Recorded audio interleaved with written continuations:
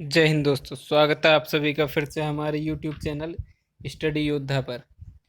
इस बार हम शुरू कर रहे हैं दोस्तों, जो एयरफोर्स वाई ग्रुप का जो एग्ज़ाम होगा, फिलहाल उसके लिए स्पेशल जीके की क्लास कंडक्ट कर रहे हैं। ठीक है ना। तो सबसे पहले क्या कर लेंगे, आप इसके प्रॉपर नोट्स बनाते चलेंगे। आपको बहुत सारा कंटेंट यहीं से मिलने वाला है। और आप ये क्या करेंगे, स्टडी योद्धा जो चैनल है हमारा, इसे सब्सक्राइब करेंगे और ज़्यादा से ज़्यादा शेयर करेंगे। ठीक है। तो चलो चलते हैं, शुरू करते हैं। आज का जो टॉपिक है वो क्या है, एयरफोर्स स्पेशल वाई ग्रुप ध्यान रखेंगे। और साथ ही आप नेवी वगैरह के लिए भी इसे देख लें, क्योंकि इसमें से सारी वो चीज़ें एक ही होती हैं, लेकिन थोड़ा सा स्पेसिफिक हो जाता है, बस और कुछ नहीं होता। ठीक है ना। चलो तो आज शुरू करें हम प्रियम्बल। तो प्रियम्बल है क्या वास्तव में, वो समझना है। ठीक है। Preamble of the constitution, Indian constitution, यानी भारतीय संविधान की प्रस्तावना को हम यहाँ पे पढ़ रहे हैं। तो इस प्रस्तावना को आपको कई तरह से पूछ सकता है कि एक तो इसे प्रस्तावना बोलेगा। ठीक है। एक तो क्या बोलेगा इसे, प्रस्तावना। प्रियम्बल को प्रस्तावना या उद्देशिका, ये दोनों वर्ड इसके लिए यूज करता है। प्रस्तावना या उद्देशिका संविधान की, इस दोनों वर्डों को यूज कर सकता है, या प्रियम्बल भी लिखा आ सकता है। तो इसमें कंफ्यूज ना होंगे। देखो लो यहाँ पर एक बार प्रियम्बल है कैसी भारत की, यहाँ देख लो, उसके बाद है क्या प्रियम्बल में। ठीक है। तो ये है भारत का संविधान और उसकी उद्देशिका। ठीक है।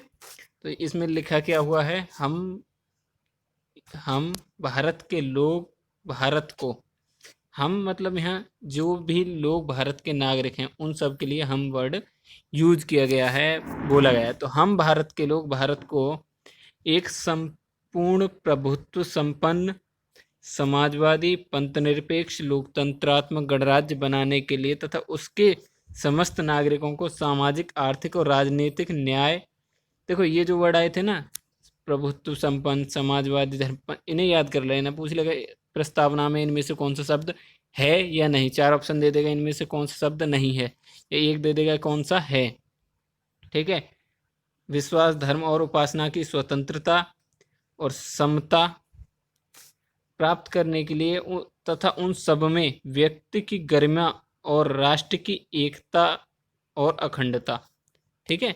एकता और अखंडता सुनिश्चित करने वाले, बंधुता बढ़ाने के लिए दृढ़ संकल्प होकर अपने इस संविधान सभा में आज तारीख, ये डेट जरूर याद करनी है, 26 नवंबर 1949 को, कब, 26 नवंबर 1949 को एतद द्वारा इस संविधान को अंगीकृत, अधिनियमित और आत्मप्रेरित करते हैं। तो डेट याद रखने के, प्रस्तावना को कब शामिल किया गया, तो 26 नवंबर 1949 को ही, और संविधान को भी स्वीकार तभी किया गया था। ठीक है।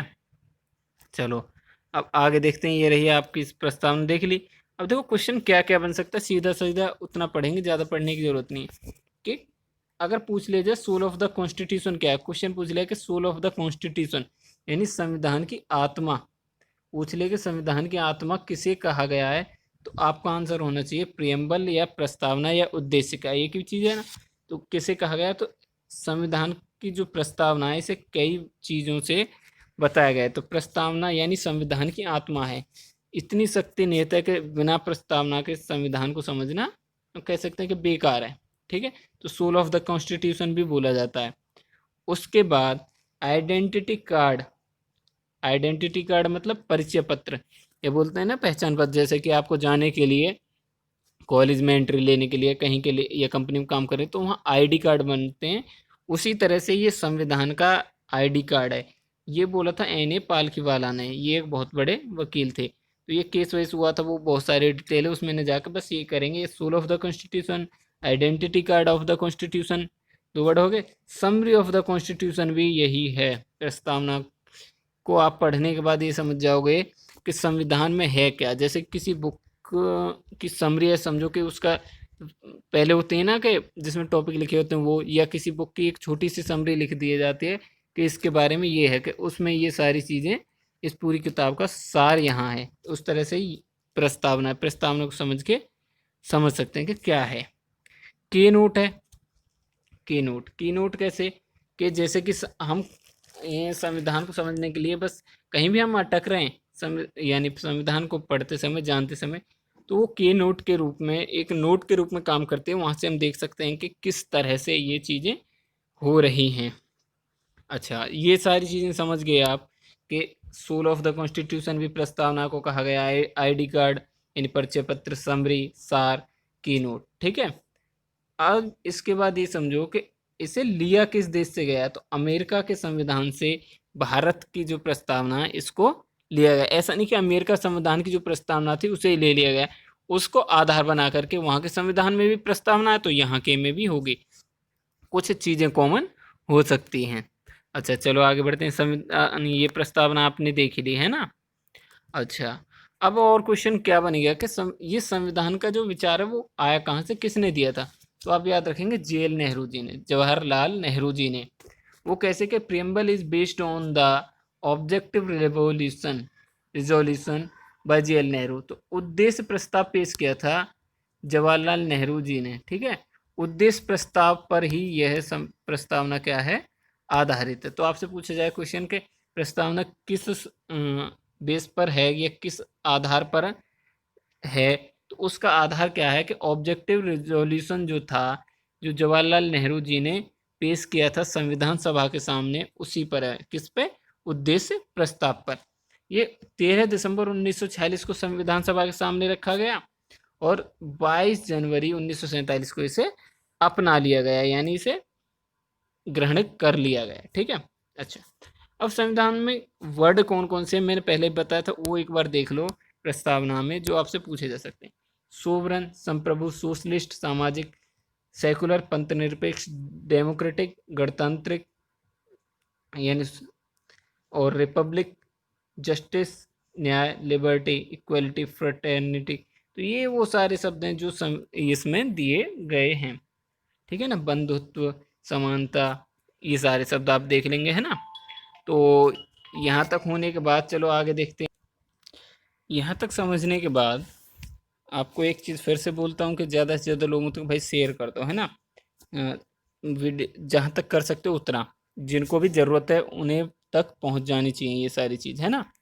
अच्छा चलो अब आगे देखते हैं और क्या क्वेश्चन यहाँ से बन सकता है। तो देखो सबसे, यानी संविधान में जो होते हैं अमेंडमेंट, अमेंडमेंट होते हैं ना, क्या प्रियम्बल को अमेंडमेंट किया जा सकता है ना।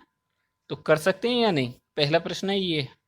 तो इसका आंसर है, आपको क्वेश्चन पूछेगा कि प्रस्तावना को अमेंडमेंट, प्रस्तावना में अमेंडमेंट यानी संशोधन, संशोधन किया जा सकता है या नहीं किया जा सकता, तो उसका आंसर होगा भाई, देखो प्रस्तावना है तो उसे पहला चीज है कि हाँ, आंसर होगा हाँ किया जा सकता है। आप पूछ लेगा किस आर्टिकल में लिखा हुआ है कि इस प्रस्तावना में भी संशोधन हो सकता है, तो आर्टिकल यानी 368 में, आर्टिकल कौन सा है, 368 में ये चीज लिखी हुई है। ठीक है, यहाँ पर दो चीज, ये केस है, इनको आप समझो एक बार, हुआ क्या था और कैसे था।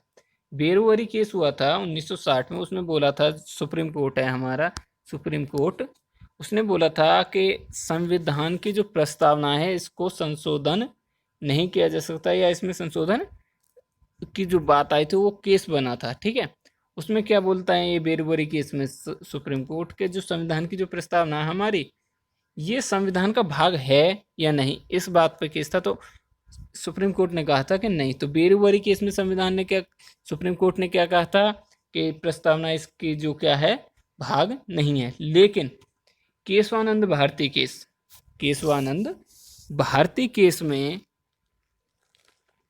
क्या बोला था, क्या बोला था, केशवानंद भारती केस 1976 में जब होता है, तो यही सुप्रीम कोर्ट अपना निर्णय पलटता है और बोलता है कि हाँ संविधान का ये भाग है प्रस्तावना।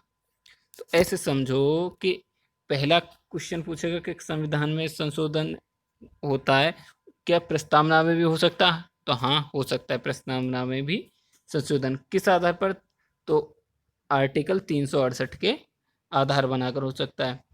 कब संविधान ने यानी सुप्रीम कोर्ट ने कहा था कि पार्ट नहीं है संविधान का, तो 1960 वाले बेरुवरी केस में बोला था।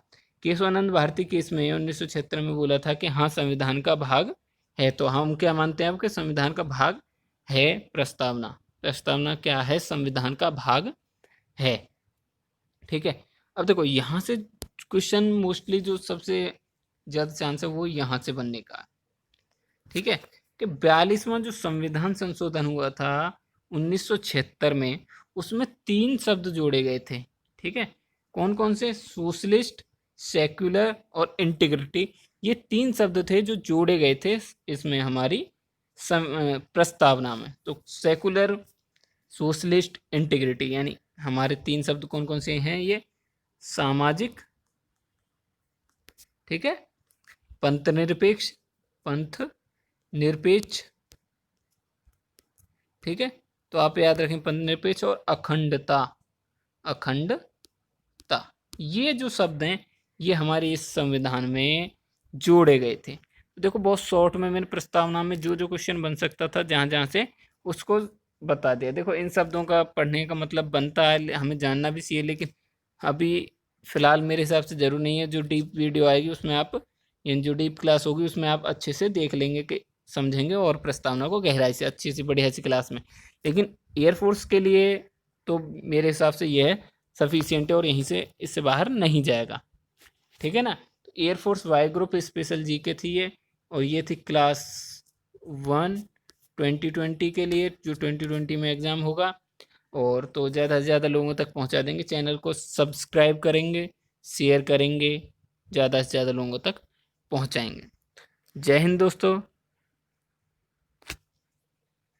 आज की क्लास करते हैं यहीं पे समाप्त।